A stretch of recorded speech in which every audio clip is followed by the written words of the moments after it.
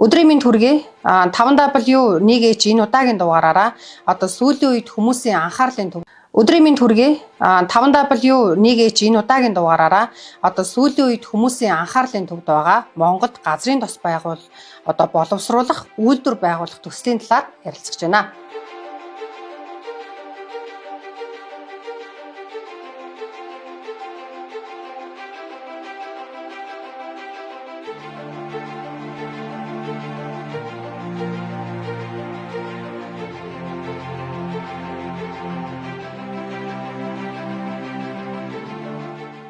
За бид өнөөдөр Монгол газрын тос боловсруулах үйлдвэр төрийн өмчт хязгаарлагдмал хариуцлагатай компани захирал хатагтай Алтан Цэцэгтэй уулзаж энэ төслийн талаар 6 асуултанд хариулт авах гэж байна. За өдрийн минь төргий танд. Өдрийн минь төргий. Урилгыг хүлээн авч хүрэлцэн ирсэндээ маш баярлалаа. За та бүхэндээс их баярлалаа. Баярлалаа. За ингээд бид бүхэн танаас хамгийн эхлээд тодруулж асуух зүйл бол энэ газрын тос боловсруулах үйлдвэрээр барихын том төслийн хүрээнд Дорногов аймгийн Алтан ширээ сумд хэрэгжиж байгаа төсөл бол яг ямар багц ажлууд хийгдэж байгаа вэ гэдгийг таныг тоймлоод багцлаад их нээлж хэлж өгч гэж танаас хүсэж За. байна. Газрын тос боловсруулах үйлдвэр бол үйлдвэрийн бүтээн байгуулалт бол цогц бүтээн байгуулалт. Бид нэр үйлдвэрээс гадна түүх эдийн нийлүүлэх дамжуулах хоолой барьж байгаагаас та бүхэн мэдж байгаа. Газрын тосны үйлдвэр бол одоо технологийн байгууламжуудын инженерчлийн ажилд зарцуулагдах цаг хугацаа, одоо логик дараалал, зураг төслийн ажлын дарааллаас хамааруулаад ингээд 4 хэсэгт хуваагаад хэрэгжүүлж байгаа. Одоо 1-р багц ажил бол дууссан. Та бүхэн мэдж байгаа. 2-3 дугаар багц ажил бол одоо эд өрнөж байгаа. 2023 онд эхэлсэн. 22 оны сүүлээр гэрээгээ байгуулад одоо ингээд бид хамгийн сүүлчийн буюу үйлдвэрийн одоо патенттэй технологийн байгууламжуудын барилга угсралтын ажлын гэрээг байгуулахад одоо бэлэн болоод байна. Тэгэхээр EPS 4 буюу 4-р багц ажлын энэ технологийн ажлуудыг илүү жоохон дэлгэрүүлж та хэлж өгөөч. Одоо яг энэ инженерчлэлийн байгууламж гэдэг тэр боловсруулах үйлдвэрийн тэр бүтээн байгуулалтуудын цар хүрээний талаар нь. За тийм. Арай жоохон олон нийтэд ойлгомжтой байдлаар. За 1-р багц ажил бол дараагийн одоо багц ажлууд буюу үйлдвэрийн үндсэн технологийн байгууламж, цахилгаан станц, гүн боловсруулалтын байгууламжуудын барилга угсралтын ажлыг талбай дээр явуулахад өмнө баригдсан байх шаардлагатай одоо иргэний байгууламжууд, ус хангамжийн байгууламж, эрчим хүчний байгууламжууд 1-р багц ажилд орсон. Энэ ажил бол бүрэн дууссан. Тус ажлын хүрээнд бол одоо манай үйлдвэрээс зүүн хойш 40 орчим километрт орших бор хөврийн говийн одоо гүний уснаас бид нэр цахилгаан дамжуулах агаарын шугам мөн одоо ус дамжуулах хоолой, усыг шахах өргөх насоос мөн 11 худаг тэр одоо юун дээр тийм ажлууд хийгдсэн. Мөн үйлдвэрийн талбай дээр үйлдвэрийн одоо 3 хоногийн усыг 3-4 хоногийн усыг нөөцлөх 30 мянган метр кубийн багтаамжтай усны резервуар барьсан байгаа. Мөн одоо энэ ажлыг чинь хийхэд бид нар ч бүр эхнээс нь эхэллээ шүү дээ. Бүр энэ одоо 1-р багц ажлаас өмнө 2018 онд энэ үйлдвэрийг чинь барьж эхлэхэд газраа тэгшлэл эхэлсэн шүү дээ, тийм ээ? Газраа тэгшлэл сайн шандаас 17-18 км-т байдаг манай үйлдвэрийн талбай. Тэгэхээр энэ сайн шандыг үйлдвэрийн талбайтай холбосон төмөр зам, авто зам бариад л эхэлсэн, тийм ээ? Цахилгаан дамжуулах агаарын шугам төр чинь манай үйлдвэр чинь одоо олон улсын хэллэгээрээ Greenfield буюу одоо цоо шинээр бүх юмаа, тийм ээ? Барьж байгуулж байгаа. Замаа бариад, эрчим хүчний шугамад таад тэр нь бол зөвхөн барилга угсралтын үед ашиглах шүү. Эрчим хүчний шугамад таад одоо газраа тэгшлээд хашаага бариул эхэлсэн ус шүү дээ. За тэгээ яг үйлдвэрийн бол яг одоо техник эдийн засгийн үндслийг үйлдвэр ягаад ийм удаан баригч ийн гэдээ яриад байгаа. Техник эдийн засгийн үндслийг бол 17 18 онд тэгээд 18 оны сүүлчээр бол хүлээлгэж өгсөн. За ингээд яг одоо энэ үйлдвэрийг барих нь хэрэгтэй юм байна, тийм ээ? Манай улс оронд одоо өрөөгөөж өгөх юм байна. Нийгэм эдийн засагт. За ингээд ер нь бол улс орны эдийн засгийн бие даасан байдалд нэн чухал төсөл байна гэж үзээд засгийн газар одоо шийдвэрлэж гэсэн үг шүү дээ. Тэрийг хүлээж авч байна гэдэг чи тий. Тэгээд 19 оны ер нь 6 сараас энэ үйлдвэрийн яг одоо жинхэнэ ажил нь эхэлж байгаа байхгүй юу? Тэр нь за техник эдийн засгийн үндслээр барих хэрэгтэй байна гэсний дараа бид нэр ер нь олон улсын жишгээр төслийн менежментийн зөвлөх хөө шалгаруулаад тэгэл тэр одоо менежментийн багтаа нийлээд инженерчлийн ажил эхлүүлж байгаа. За ингээд 1-р багц ажил бол харьцангуй одоо технологийн бус ихэнх юм тийм ээ. Барилга байгууламж учраас зураг төсөл нь төрүүлж бэлэн болж байгаа. Дээрэс нь одоо логик тестараа өмнө барьсан байх хэвээр. Ингээд 21 онд эхэлсэн. Сая ингээ 24 оны сүүлээр одоо бүх барилга байгууламжуудыг ашиглалтанд хүлээж авсан улсын комисс ажиллаад. За хоёрдугаар багц ажил болохоор үйлдвэрийн одоо бүх газар нутгийн үйлдвэрт байдаг энгийн нэрлэгийн вакуум нэрлэгийн байгууламжууд. За дээрэс нь хансан хий ялгах байгууламж гэх мэтлэн үйлдвэрийн үндсэн гол технологийн байгууламжууд. Дээрэс нь дагалдах, туслах бүх байгууламж байгаа. Ер нь үйлдвэрийн газар нутгийн үйлдвэр чинь та нар өөрсдөө бас зураг өргөнд харж ирсэн бол маш том талбайг хамарсан агуулгах сав резервуар байдаг. Манайд резервуарын парк бол 49 савнаас бүрдэнэ. Тэр нь түүхий тос завсрын бүтээгдэхүүн одоо нэг процессоос гараад дараагийн технологийн процессд орох хооронд тийм тэр завсрын бүтээгдэхүүн гэж тэрийг түүнийг хадгалах мөн эцсийн бүтээгдэхүүн хадгалах сав. За мөн шингэрүүлсэн шатдаг хийг одоо хэмжээгээр хадгалах тийм цилиндр газар хэвтээ юм сав. За дээрээс нь ачих буулгах байгууламж байж байна. Ихэнх бүтээгдэхүүнээ бид бол төмөр замаар тээвэрлэнэ. Үйлдвэрийн талбай урдуур дөрвөн ихний төмөр зам явсан ба тэн дээр бол бүтээгдэхүүн тус бүрээр нь ачих буулгах байгууламж бол барина. Энэ ажлууд бол хоёрдугаар багц ажил юм байна. За тэгээд бас нэг аюулгүй чухал юм их юм бол нэгдүгээр багц ажилд хүний нүдэнд харагдахаас бидний өөрсдөө ч гэсэн анх удаага л энэ ажлыг хийж их явцдаа л энэ их мэдлэг одоо энэ туршлагыг олж авч байгаа шүү дээ. Тэр газар дор бол одоо асар их байгууламжууд баригддаг. Энэ шугам хоолой, олон төрлийн кабель эдгээр чинь бол дандаа газар доорх тийм суугчлал тэрээр явах хэвээр далд байгууламжууд бол асар их хийгдсэн нэгдүгээр багц ажлын хүрээнд. Гуравдугаар багц ажил дангаараа үйлдвэрийн дулааны цахилгаан станц. За сая тэгээ дулааны цахилгаан станц дээр бас зарим хүмүүс асуудал тавьж лээ. Манай үйлдвэрийн дулааны цахилгаан станц бол яг онцлогтой. Тэр нь юу гэхээр шингэн түвшээр ажилладаг. Яг тэр газрын тос боловсруулах үйлдвэр бол өөрөө ийм юу л да нэг бүтээгдэхүүнийг гаргаж дангаар нь авч болдоггүй тийм үү? За тэрийг авъя ганцхан тэрийг гаргаж болдоггүй. Нэг бүтээгдэхүүн гарах юм бол заавал дагалдаж өөр бүтээгдэхүүн дагаж гардаг тийм ээ? Хүсээгүй гэж яриа л да. За тэгэхээр би одоо хүмүүст амар тийм учраас л нефт химийн үйлдвэр гэж хэлж зөв. Одоо би хүмүүст нэг юугаар тайлбарладаг байхгүй юу? Бяцлаг хийхээр шар ус гардаг штэ тий? Шар суу гарна. Шар суу гардаг тий. Тэрэн шиг ингээд дагалдаж гардаг юмнууд байдаг. Тэгэхээр манай үйлдвэрт одоо бидний мэдээж тунгалаг бүтээгдэхүүний гарцыг максимум одоо их хэмжээгээр үйлдвэрлэх юм концепттэй.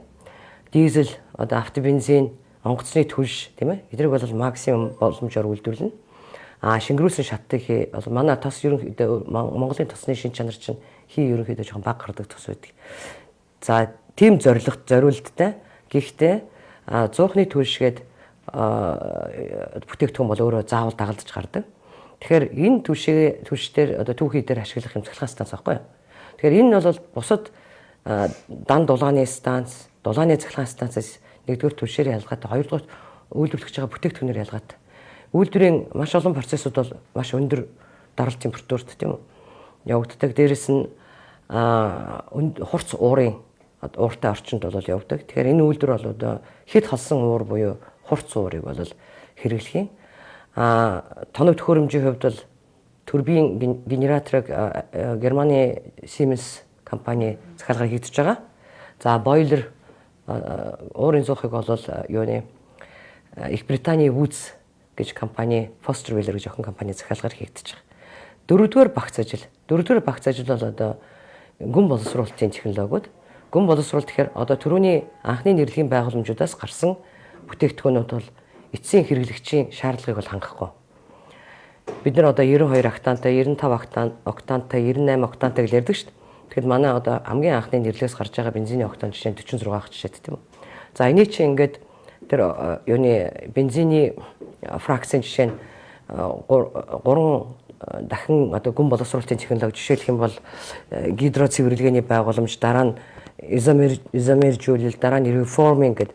Тэгээ энэ байгууламжуудаар дамжиж эцэст нь бидний өнөөдрийн орчин үеийн одоо байгаль орчин, хүний эрүүл мэндтэй орчин стандартын шаардлагыг хангасан бензин чинь гарч ирж байгаа байхгүй юу. Түүнтэй мөн одоо ингээд энгийн нэрлэгийн үлдэгдлийг вакуум орчинд нэрнэ тийм ээ. Тэгэхээр вакуумын үлдэгдлийг яаж тэр хүнд үлдэгдлийг дахин одоо молекулын төвшөнд задлж тийм ээ тунгалаг бүтээгдэхүүний гарцыг нэмэгдүүлэх вэ гэдэг чинь энэ гүн боловсруулалтын технологийн шийдэл байхгүй юу. Тэгээд манай Монголын одоо бидний боловсруулах гэж байгаа Монголын газрын тосны шинж чанар гарч байгаа бүтээгдэхүүний хэмжээ шинж чанар хоёрын хооронд энэ гүн боловсруулалтын технологиг сонгодог. Ингэхдээ манай техник эдийн засгийн үндэслэлийг боловсруулсан компани бол 50-аад одоо тийм комбинацийг авч утсан байдаг. Linear program гэж одоо нефт хэмжээ салбарт ашигладаг юм програм байдаг. Тэргээр бол одоо за энэ хүнд үлдэгдлийг ямар хоёр дахь процессууд тийм гүн боловсруулалтын процессууд хэрэгжилж ийж тэг ашиглахаар хамгийн оновчтой вэ гэдгийг л одоо хооронд нь тэр дом юунууд чинь сонгож байгаа байхгүй. За ингээд whisk breaking нэмэх нь гидрокрекинг гэдэг энэ гүн боловсруулалтын технологи гэдэг шүү дээ. Тунгалаг бүтээгт хүнд үлдэгдлийг задлж тийм ээ одоо молекулын структурт нь өөрчлөлт оруулаад тунгалаг бүтээгдэхүүний гарцыг нэмэгдүүлэх юм хоёр дахь одоо үлдэгдлгүй боловсруулах гэж юм да. Энэ одоо хоёр дахь процессын байгууламжуудыг барих ажил нь дөрөвдүгээр багц ажил. За ингээд энэ ажил одоо ингээд эхлэх гэж байна. Энийг ингээд бариад дуусаад үйлдвэр ашиглалтанд орно да. Тэр өнөөдөр бол бас нэлээд чухал үйл явдал боллоо шүү дээ. За мэдээж төслийн хөрөнгө оруулалт нэмэлт санхүүжилт шаардлагатай болсон. Энэ ингээ зээлийн хэлэлцээрийг өнөөдөр улсын хурлаар сойрхон батллаа. За үүнтэй холбоотой бас ойрын өдрүүд бас нэлээд асуудал үүслээ. Асуудал ч юу байх вэ? Одоо үйл явдал өрнөлөө шүү дээ, тийм ээ. Тэгэхээр би энэ зүйлийг танаас асууя гэж бодож байна л доо. Та бол сая түрүүн одоо хамтран ийм гүйцэтгэж байгаа одоо нийлүүл бүтээгдэхүүн одоо тоног төхөөрөмж нийлүүлж байгаа, технологи нийлүүлж байгаа зарим байгууллагуудын бас нэр дурдлаа. Гэхдээ ер нь энэ газрын тос боловсруулах үйлдвэр дээр энэ төслийг хөдөлгөж байгаа бүх талын санхүүжүүлэгч тал тийм ээ одоо бусад оролцогч талууд ингээ ярих юм бол энэ зөвхөн нэг төрлийн өмчт компани биш зөвхөн бас энэтхэг Монгол хоёрын төсөл биш олон улсын төсөл гэж харагдаж байгаа. Тийм учраас ер нь энэ төсөл дээр хэн оролцож байгаа юм бэ гэдэг нэгдүгээр асуудал. Мөн цаашлаад танай үйл ажиллагаанд ер нь яг хяналт тавьдаг субъект нь хин юм бэ гэж байгаа. За яагаад ингэж асууж байгааг бол энэ төсөл одоо бас зарим нэг улс төрчийн яриагаар ч юм уу ямар ч хяналтгүй дур зоргоороо тендер зарлаад ч юм уу аль эсвэл усны нөөц бус зүйл нэгэ хяналтгүй явж байгаа юм шиг юм бүр ойлголт бас олон нийт бас жоох өгчлөө гэж харлаа л да. Тийм учраас хоёр асуултыг нэгдүгээр асуучлаа. Нэгдүгээрт бол энэ төсөлд оролцогч нар хин юм нөгөөтэйгүр одоо танай үйл ажиллагаанд хэн хяналт тавьдаг юм бэ гэсэн энэ хоёр асуултанд хариулж өгч байна. За тийм. Энэ үйлдвэрийн төсөлд бол за нэгдүгээрт энэтхэг Монголын төр засгийн байгууллагууд оролцож байгаа. Энэтхэгийн талаас нэг ялангуяа гадаад хэргийн яам төлхөө оролцдог. Яагаад тэгэхээр энэтхэгийн экспорт импорт банкны хөнгөлөлтөд зээлээр санхүүжигдэж байгаа шүү дээ төсөл чинь. Тэгэхээр тэр экспорт импорт банкны үйл ажиллагаа бол тус улсад гадаад хэргийн яамд харьяалагддаг. За мөн сангийн яам нь мөн одоо дам шугамар одоо бас анхаарал тавьдаг газар их юм бол энэтхэгийн газрын тус байгалийн хийн яам гэж байгаа. Яг тэгэхээр манай төслийн менежментийн зөвлөх бол өөрсдийнхөө одоо чиг үүргийнхэн дагуу тэр яамд харьяалагддаг. За ер нь гол нь гадаад хэргийн яам, Exim банк бол энэ төслийн энэтхэгийн талаас оролцож байгаа төрийн байгууллага. Монголын талаас бол манай одоо баг бүх ихэнх төрийн байгууллага манайтай холбоотой ажилладаг. За үйл ажиллагаа бол бүгд засгийн газраас өгөгдөж байгаа чиглэлийн дагуу толгой компани манай Эрдэнэс Монгол тийм ээ одоо салбарын яам, уулуурхай яам, зээл одоо асуудал хариуцсан гадаад зээлийн асуудал хариуцсан сангийн яам, засгийн газрын хэрэглэх газар одоо энэ төр засгийнхаа байгууллагын чиглэлээр явдаг. За барилга хот байгуулалтын яам бас маш чухал үүрэгтэй тийм эрчим хүчний яам гэх мэт чинь нэрлээд ивэл зөндөө нийгмийн яам хөдөлмөрийн. За оролцож байгаа аж ахуйн нэгжүүд гэх юм бол энэ ер нь 11 улсын компаниуд оролцдог 11. Түүхэд бас дамжуулах хоолойгоо оруулах юм бол тийм ээ. Манай энэ төсөл чинь жижиг оврын үйлдвэр, жижигвтер оврын үйлдвэр бариад яг Монголд анхны газрын тус тээвэрлэх, алсын зам тээвэрлэх магистраль шугам татж байгаа бас одоо бусад том дэлхийн том шугам хоолойтой харьцуулах бас жижигхэн тэгсэн хэрнээ маш олон орны оролцоотой дэлхийн бас их топ орнууд оролцож байгаа. Нэгдүгээрт мэдээж ер нь энэтхэг, Хятад, Америк нэгдсэн улс, Канада, Франц, Итали, Испани, Холланд, Герман, ер нь Их Британи ийм олон орны одоо олон улсын хэмжээний төсөл. Үнэхээр олон улсын 11 улс оролцдог. Тэгээ энэ олон улсын чинь тий одоо дэлхийн нефть химийн салбарын том компаниудтай бид нар бас ингээд гэрээ хэлцэл хийгээд өндөр ингээд зураг төслийн хүлээгээд авцсан.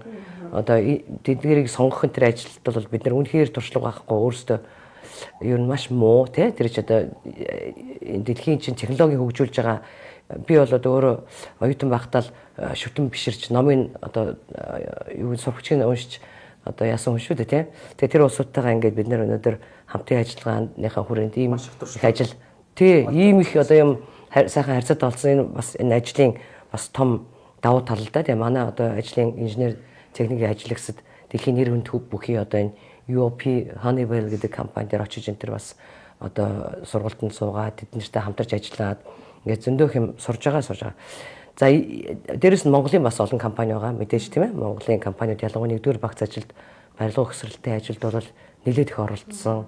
За тэгээ ханган нийлүүлэгч юу гэдэг дээрэс нь барилгын зураг төслийг одоо бас батлуулдаг, зөвлөх хийдэг тэр зөндөө олон компани оролцсон байна. Ямар ч байсан дэлхийн томоохон нэр хүнд бүхий улс орнуудын одоо оролцоотой л хэрэгжиж байгаа төсөл. Ойрын өдрүүдэд болсон үйл явдал бол тэзүү байгаа юу, байхгүй юу гэдэг дээр манайхан мэдээл хүмүүс байна. Бас мэргэлцээ байгаа юм л та. Тэр одоо өнөөдөр тэзүүний тухай ярих гэдэг бол одоо бид нар хэтэрхий одоо юу байна л да тий. Тийм мэдээлэл хомс юм. Техник эдийн засгийн үндслэг гэдэг чинь түрүү нөгөө суур бичиг баримт тийм ээ. Энэ төслийг хэрэгжүүлэх үү, хэрэгжүүлэхгүй одоо feasibility гэж үгөө шүү дээ тийм үү? Хэрэгтэй мө хэрэггүй мө, чадахгүй юу? Ийм юмд л хариулж байгаа шүү дээ. Тэгээ тэрнээс чи хойш одоо би зөвхөн өнөөдөр тэр тэзүү тийм ээ ярьж байгаа дээр одоо та бүхэн инженер бичиг баримтуудыг харж байна тийм. Энэ одоо инженерчлийн ажил гэдэг бол тэзүү бол одоо тийм хариулт өгдөг тийм ээ тийм бичиг. За тэзүүгээр үйлдвэр барина гэж байхгүй. Одоо манайх ингээд том төслүүд хэрэгжүүлэх гэж тийм ээ.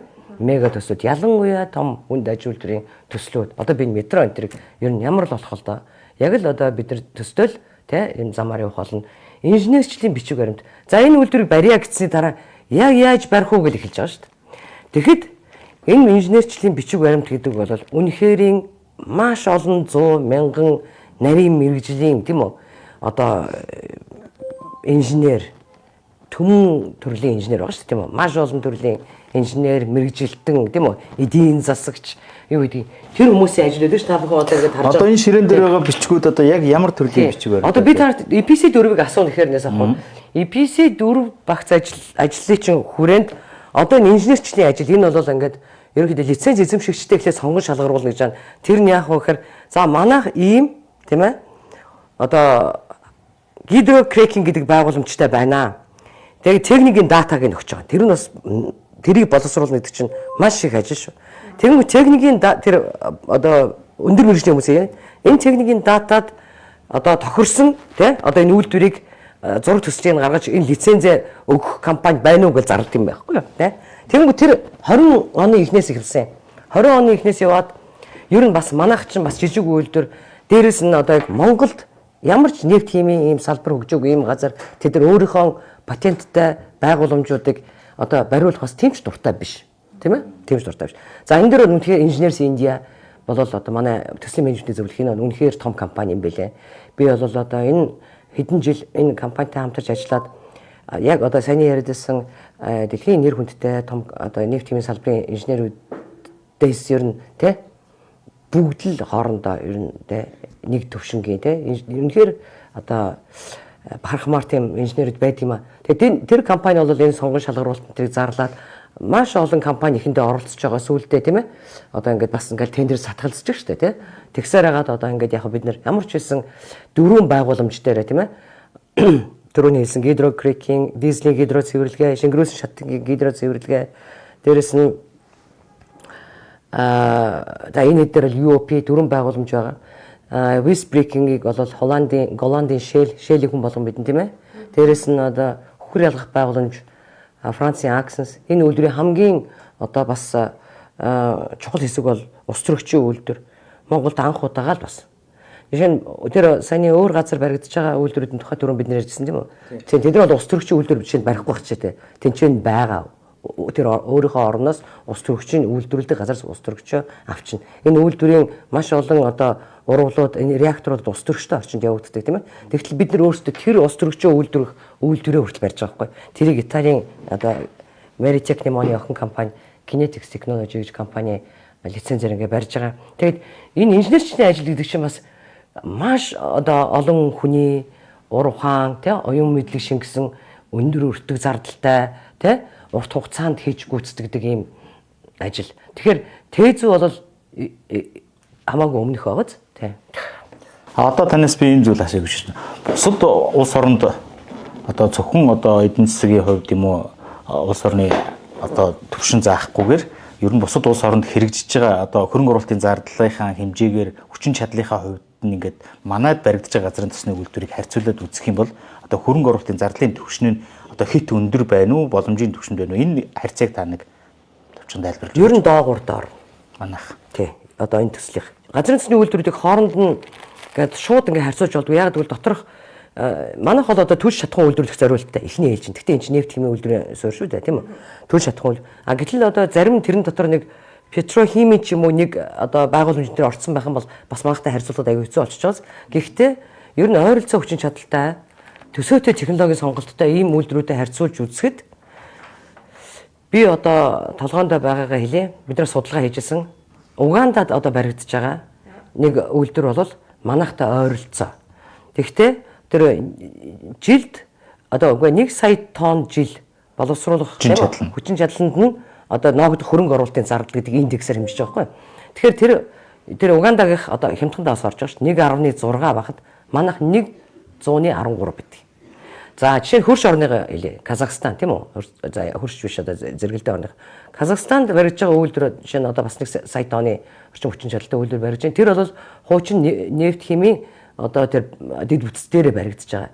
Тэгэхэд тэр 1.3 таа байгаа. За бүр тэр Америкийн нэгдсэн улс энтерт бол бүр өндөр өртөгтэй тийм ээ. Тэгэхдээ ер нь үйлдвэрүүд бол бас Уганда манайх хоёрын нэг төстэй тал нь хоёулаа юм далайн бомб дээр биш. Ихэнх нь далайн бомб дээр, том голын ирэг дээр одоо хятадд баригдаж байгаа. Энтгэгт баригдаж байгаа нь хамгийн хямдхан байлээ. Тэр энтгэгт одоо тэр Ажистанд баригдаж байгаа үйлдвэр нь хамгийн хямдхан индекстэй 0.95 билүү. Тэр нь яагаад тийм байгаа гэхээр тэр улс ч өөрөө 27 газар нутгийн үйлдвэртэй.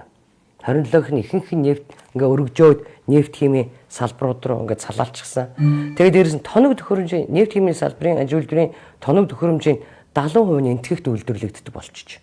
Тэ? Сүүлийн үеийн тоогоор. Тэгэхээр тоног төхөөрөмжийн одоо жишээлбэл налахаас ч юм уу, дархнаас ч юм уу, тэ ингээл Эрдэнэтээс ч юм аваад ирж байгаа дэжлэх мөх. Хаянаасаа авч байна. Хаянаасаа дотроосоо бид нар бол одоо ингээд далайн тээврээр тийм ээ.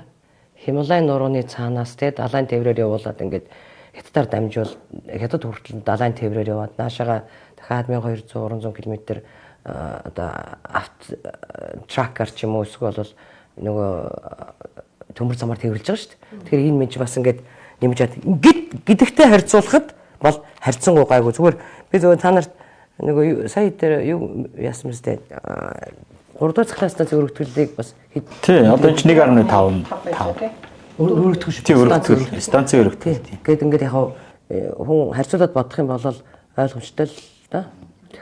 Энэ гадаа газрын тосны үйлдвэр дотоодынхон хэдэн хувийг одоо хангах боломжтой юм бэ? Яг нэг бүтээгдэхүүн нь 1.5 сая тонн төвөөс боловсруулаад 1.4 орчим сая тонн бүтээгдэхүүн үйлдвэрлэх байхгүй юу? За 130-д. Яг юугаар бодохоор литрээр бодохоор 177 тэрбум литрийн тэгж гарч байгаа. Литрт нь шилжүүлээд нэг бодох. Цэвэр тэргээр нь ингээд бодох юм бол нэг 60 орчим хувь байгаа байхгүй юу? Дотоодын хэрэгцээ. Дотоодын хэрэглээний тий. Тэгэхдээ би бас энийг яг үйлдвэр ашиглалтанд орсон дараа бол бас хүмүүс ойлгох бах. Өндөр чанарын бүтээгдэхүүн гарна. Өндөр чанарын бүтээгдэхүүний хэрэглээ тий. Түүнээс доогуур чанарын бүтээгдэхүүний хэрэглээ шал хондоо байдаг тийм үү? Тийм. Одоо жишээ нь Евро 5-аас дээш стандартыг хангах. Евро 5 стандарттай шүү дээ манайх.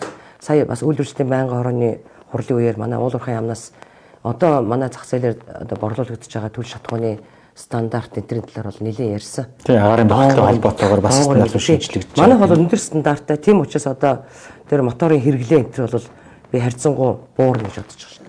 За яг энэ асуудалтай холбогдуулаад асуух зүйл гэвэл одоо яг энэ ойрын өдрүүдэд нөгөө аж үйлдвэрчийн элтийн улсын хурлд байнгын хорооноос нөгөө ажлын хэсэг гараад энэ төсөлтийн холбоотой ажилласан шүү дээ. За ингээд энэ тэр холбоотой мэдээллүүдээс ингээд аваад үзэхээр одоо нөгөө тосны нөөц гэж нэг асуудал байна тийм. Манай түүхэн эдийн нөөц нь хангалтгүй гэдэг.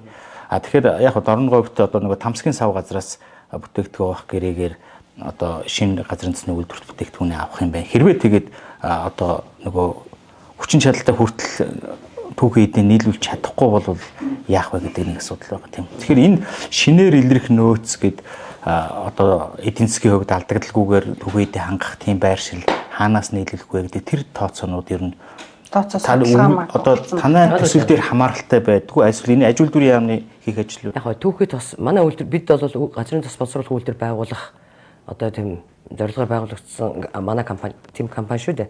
Энэ түүхэд тосны асуудлыг хариуцсан яам байгаа агентлаг ажиллаж байгаа. Гэхдээ яг бид нар салбарын хүмүүс учраас ерөнхийдөө бас мэдээлэлтэй байгаа шүү дээ тийм ээ. Тэгэхээр ер нь бол энэ 1.5 сая тонн гэдэг бол хүн одоо бид нар ингээд манай компани үйлдвэрийн концепц эхлэхдээ зохиогоод ярьсан юм шиг байхгүй. Тухайн үед 2012 онд одоо тасан бол 19, тамсаг 21-р талбайд ингээд одоо дачин компани юугаа хийж дуусаа тийм хайгуулаа хийж дуусаад за өөрсдөө ашиглалтанд авах талбайгаа ялгачаад за нийтдээ нөөцөө тооцдог тийм үү. Тэгээд түүнийг эрдэс баялагын мэрэгжлийн зөвлөлөөр хилцүүлээд улсын нөөцөд бүртгүүлдэг тийм үү. Тэгэхэд манай тэр хоёр талбайн хувьд ер нь гол нь тэр л дээ. Мэдээж гэхдээ зүүн баян тэр бага хэмжээгээр нөлөөсөн баг. 336 сая тонн. 336 сая тонн геологийн тосны геологийн нөөцтэй гэж байгаа. Тэгэхдээ түүнээс хичнээн хувиа авч ашиглах уу гэдэг бол одоо төрөл бүрийн шалтгаанаас хамаарна шүү дээ. Тус компани хүсэж гин үү? Тийм үү? Хамгийн тэр хэмжээний хөрөнгө оруулалт хийх үү? Тэр анхдагч, хоёрдогч, гуравдагч, одоо дөрөвдөгч, дөрвөн технологийн алийг нь ашиглах юм, тийм үү? Одоо манайх одоо тэр нэг 13%-аар тооцсон байдаг. Тэр нь ингээ байгалийнхны гормоорч байдаг үлээ тийм үү? Тэгэхээр одоо 2-дагч, 3-дагч технологийн олборлтын технологиг сонгохоор тэр мэдээж өснө. Зарим газар одоо энэ тэр тосныхаа геологийн нөөцийн 20%-ийг ашигладаг газар байна. 40%-ийг ашигладаг газар байна, тийм ээ? 30%-ийг ашигладаг газар байна. Тэгэхээр энэ хэр зэрэг хөрөнгө оруулалт хийх үү, тийм ээ? Тухайн компанид олборлж байгаа компанид энэ хөрөнгө оруулалтыг хийгээд энэ төрлийн технологиг хэрэглэхэд эдийн засгийн хувьд өөр ашигтай байна уу байхгүй гэх мэт чинь нөлөөлдөг л байх л да. За гэхдээ энэ 1.5 сая тонн гэдэг тоо хаанаас гарсан бэ гэдгийг хэлэх гэж байгаа байхгүй. Тэрэн дээр PetroChina Dachin компани орд ашиглалтын төлөвлөгөө гэж 2012 онд батлуулахдаа манайх олборлолтоо 2012 оноос эхлээд ингээд жигд өсгөөд тий 16-7 оноос эхлээд 1.6 сая тонн тос түргээд жигд одоо ингээд 20 жил олборлоно гэсэн юм бүртгүүлсэн байж шээ. 20 гаруй жил.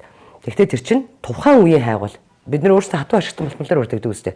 Нэмж хайгуул хийгээл, нэмж цооныг өрөмдөөл тийм үү? Ингээд ашиглалтанд шилжүүлээл ингээл явдаг тийм үү? Гэтэл одоо яг хуу Даачин үнэхээр 1.1 2 сая тонн төрөгжсэн жил бий. Тэгэхдээ газрын тосны олборлолтоо бууруулсан энэ бас хэд хэдэн шалтгаантай юм байлаа. За хамгийн гол нь болохоор өөрсдийнх нь ажиллах одоо Монгол улсад хөрөнгө оруулалт нэмж хийх тий ажиллах энэ нөхцөл нь бол муутсан л гэсэн юу юм шиг. Эрх зүйн орчин гэж байгаа тийм ээ. Татврын орчин, татвартай тийм татврын маргаантай асуудал гарсан юм байлээ. Дээрээс нь одоо орон нутгийн эсэргүүцэлч гэдэг юм. Тэгээ энэ одоо асуудлаа шийдээд ингэх юм бол бид нар үйлдвэрийг бол түүхэд тусаар хангах бүрэн боломжтой гэсэн гэл одоо тэр байнгын хорооны хурал дээр манай яамныхны зүгээс бас мэдэгдчихлээ. Улсын хурлаас нөгөө ажлын хэсэг тий 4-р багц ажил дээр одоо санхүүжилтгүй ээжж одоо тендер зарласан. Энэний одоо үр дүнд ингээд алдагдaltaй байгаа. Ер нь одоо энэ сонгон шалгаруулалтын процесс яаж явагддаг юм бэ? Энтхийн засгийн газрын хөнгөлөлттэй зээлийн хүрээнд хэрэгжүүлэх одоо бүх төслүүд дэлхийд 387 байдаг гэсэн. Нийтээр дагаж мөрдөх юм журам байдаг байхгүй.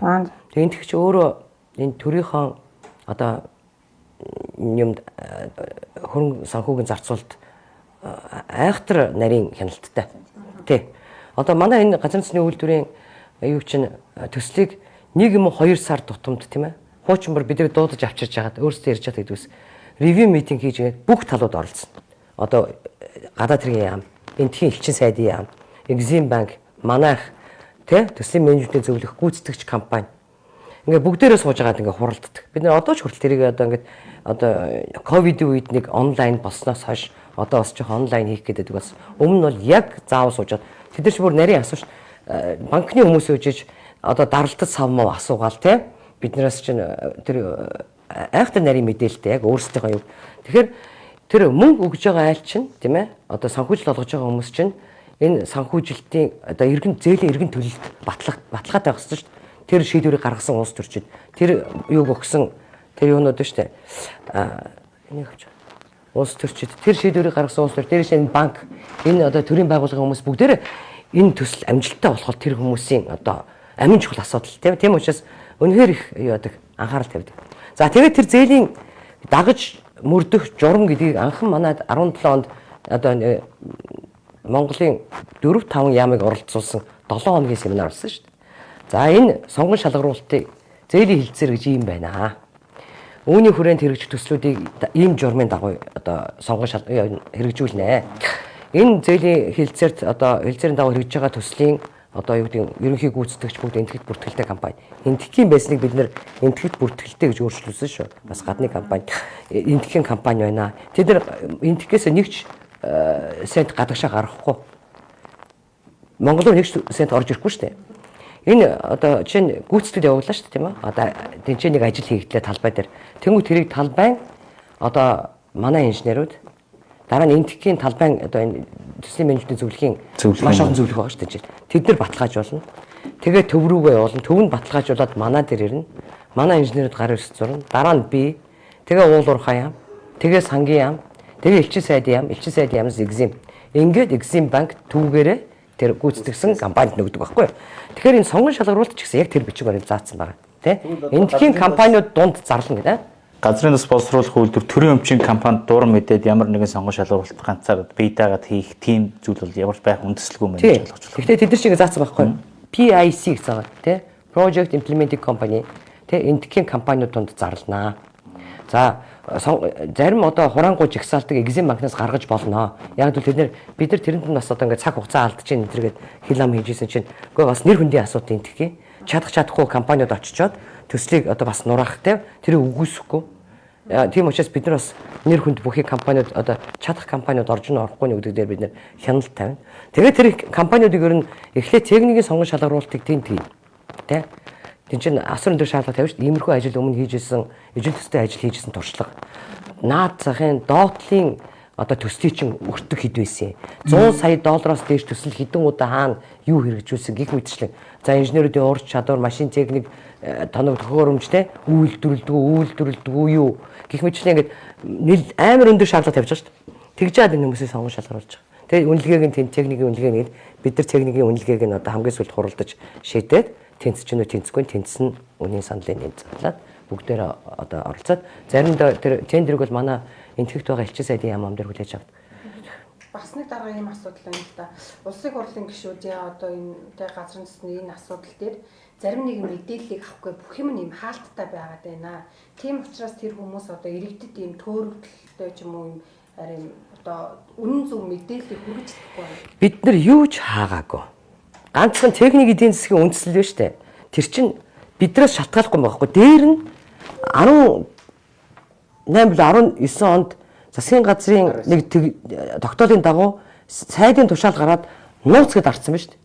Тэгэхээр манайд хувь нь байгаа л да. Гэхдээ нууц гэсэн хамаагүй. Тэгэхээр бид нар тэрийг авчид өгчөөд би нөгөө төрийн албаны чинь төрийн нууц үлээ задлуулсан хэрэгт орно үстэй. Тэгэхээр бид нар ингээд нууцын журмаар явахын тулд тэр нууцад анх авсан газар нь уулуурах юм тийм үү? Одоо өнөөдрийн ажилтны эрдэс байдлын юм. Манай толгой компани дээр одоо төрийн өмчийн хувьцаа эзэмшигчийн эрхийг хэрэгжүүлэх солигдсон чинь уулуурах юмны нууцын ажилтан нууцаар Эрдэнэс Монгол төлөөж өгсөн байна шүү дээ. Тэр Эрдэнэс Монгол ч бас хамаагүй дураараа тэрийг өгч болохгүй шүү дээ. Анхан тэр тэ одоо нууцад авсан газрын зөвшөөрөл хэрэгтэй. Энд чинь тэр бичиг цаас өнөөдөр шаардлагууд бид нэр оройн гаргаад өгч чадаа өгдөгтэй өгсөн шүү дээ. За жишээл асар их инженерийн бичиг баримт энэ төр шаардсан тийм үү? Тэгэхээр одоо энэ нь шүү дээ.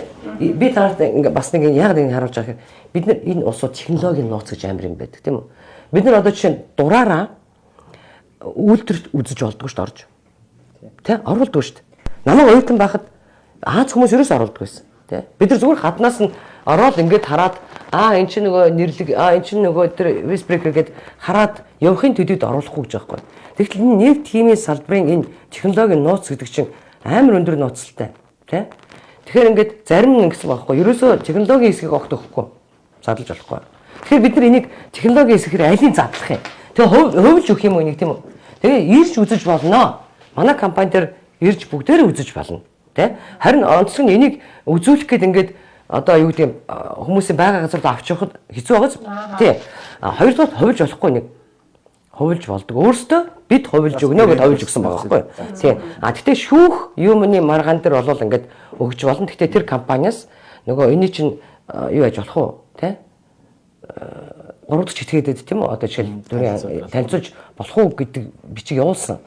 Тэгээд Shell-с эхэлж одоо болохгүй гэсэн. Гэтэ яг UP-ийн тэрхд бол болж магадгүй. Гэтэ энийг одоо энэ доторх би техникийн нарийн яг манай үйлдвэр зориулсан концепцийг одоо яах гэж тий? Одоо энэ чинь нэг хүн хараад ойлгодог юм биш шүү дээ. Тэгээ ер нь одоо улсын хурлын гишүүд гэх юм уу яг технологийн нарийн зүйлтэй танилцах ер нь нэг шаардлага байна уу гэдэгс.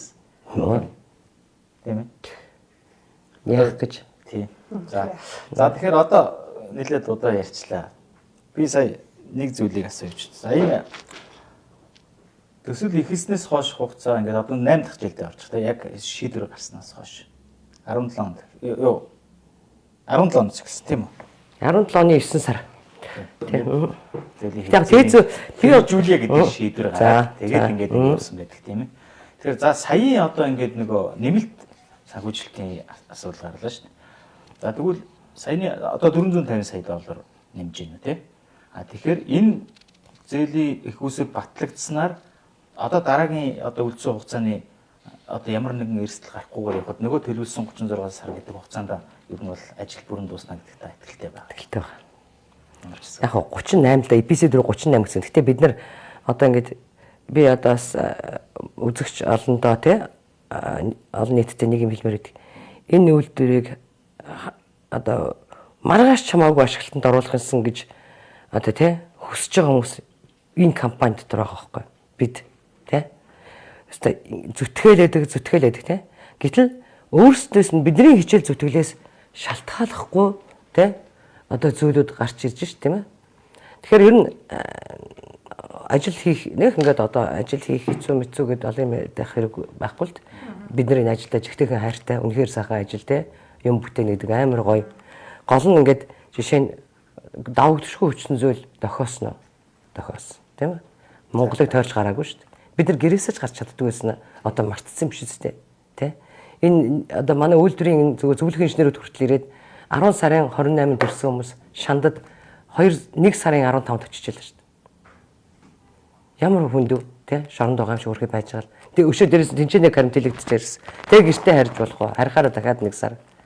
энэ хятадууд энэ төр чи бүр баларсан шүү дээ бас өрхөй яг тэр гэрээний үед хар за дээрээс нь үн өссөн тийм ээ үн өссөн тэгвэл манай үнийн өсөлт юм ба штэ одоо 100-ны 40 орчим хувь нь бидний бас технологийн хувьд сайжруулах зүйлүүд хийсэн шүү гэж хэлмээр байна. Энэ бол тэр өнөөдөр нэг 100-200 сая доллар өнөөдөр одоо илүү зарсан гэсэн энэ ирээдүйд бараг те түүнийг 2-3 дахин илүү олох хэмжээний эдийн засгийн үр ашиг авчрах те дээрэс нь одоо асар их эрсдлийг бууруулах те технологийн байгууламжуудын эдлэгийг уртасгах төвөгчдийг бууруулах бид нар ч одоо бүгдээрээ ингээд цоо шин усууд шинэ салбарт ажиллах гэж одоо геолог уулуурхаа салбар цахилгаан станц энэ төр бол манайхан гаршсан салбарууд байж шít гаршсан те одоо ингээд юунаас аль ч инженер очиад ажиллахад ингээд бас боломж юм те тэгэхэд энэ үйлдвэрт чинь одоо жишээ нь ахлах инженер ихэд газар нутгийн үйлдвэрт 15-аас 20 жилээс доош ажилласан үнийг ажилуулдаггүй гэдэг юм бас тэм жишг байна тий тэгэхээр энэ айхтар үйлдвэрийг стратегийн объект улсууд тийм үү энд тий одоо ингээд юу яах гэдэг чинь тийм ч амар юм биш аахгүй яг үнэтэй холбогдуулалт ярихад яг дотоодын мэргэжилтнүүд инженер техникийн ажилтнууд яг хэдчнээ хүн одоо энд ур чадвар эзэмшээд ингээд манай компанид бид нар их ам мөрөөдөлтэй байсан бид нар бол 20 оноос эхлээл 50-50-аар жилд нэмээл тэгээд 550-ыг бол 350 инженерийг одоо 25 онд бэлтжээл одоо 26-нд үйлдвэрийн ашиглалтанд оруулчихыг бодож байлаа шүү. 26-ны сүүлчээр. Тэгэл одоо яг дахиж хамгийн сүүлчийн нэг жил нь яг үйлдвэрийнхээ юун дээр яагаал гэж бодож байгаа чинь. Ерөөсөө инженер Монголд байхгүй. Гэхдээ Монгол ганцхан инженер биш юм билээ. Тогоочч байхгүй нэгсэн. Ер нь бол боловсон хүчний хомсдолд орсон байна энэ улс те. Тэгэхээр бид нар бол инженерийн одоо зарыг яаж тавьдаг гэж бодож байна. Тэ өдөр болгон шахав. За тэгэл тэр Facebook, social юу янз бүрээр тавина. За мөн одоо бид нар юуны шинжлэх ухааны технологийн их сургуультай хамтраад шинэ бүр анги нээлээ шүү дээ. Газрын засны үйлдвэрийн инженерийн анги гэдэг тийм.